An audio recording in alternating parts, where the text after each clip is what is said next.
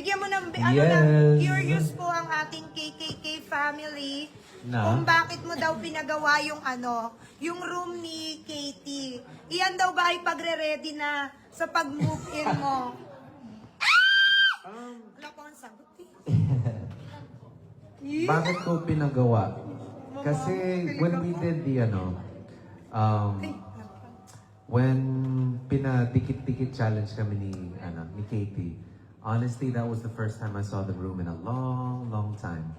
So, I saw the room and bilang isang Virgo, I like to, when I get into a space, I like to add my, I guess, how do I say this?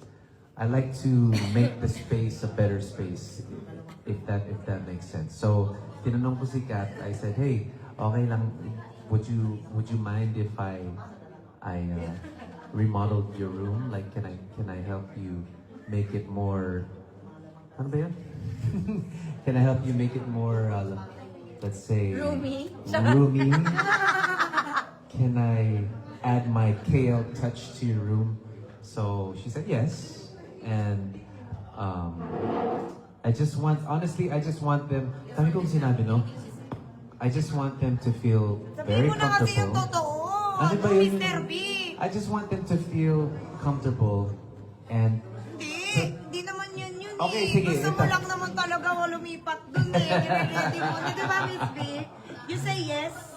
it's actually, hindi naman yun yung intention ko. Honestly, Medyo kung ano man yung pakukulang ko dati, Ay, at least nakakakilig ngayon, yun. I'm trying to make bawi for whatever I did. Pero parang before. medyo nakaka-terry yung yung sagot na yun. Hindi ko yung expect. Alin? Hindi, pero di ba? Yung, parang yung mga ganun kasing sobrang suntok yun sa buwan eh. Minsan, hindi na tayo nabibigyan ng chance bumawi. So, medyo nakaka-touch yung sagot ni Mr. B. Hindi ko yun, ina-expect. Di ba? Alam mo ba, babae din ako eh, di ba, ma'am? Hindi naman lahat ng pagkakataon nabibigyan ng chance. Napakaswerte ni Mr. B na nabigyan siya ng chance at hindi niya talaga yun sinayang. Oh, di ba, naging senti tayo? Di ba, ang harot-harot ko dito? Di ba, Happy Father's Day po, Thank Mr. you. B. Happy Father's Day. Thank you, Mr. B. Napakabait ni Miss B.